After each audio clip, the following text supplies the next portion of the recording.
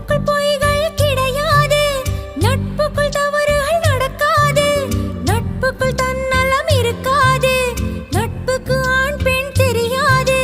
நட்பு என்னும் நூலெடுத்து பூமியை கட்டி நீ நிறுத்து. நட்பு நட்புதான், காதல் காதல்தான், காதல் மாறலாம், நட்பு மாறுமா? காதல் ஒன்றும் தவறே இல்லை, காதலின்றி மனிதனும் இல்லை. நண்பர்களும் காதலராக மாறிய பின் சொல்லிய உண்மை. நீயும் நானும் பழகுறோமே, காதலாகுமா? இது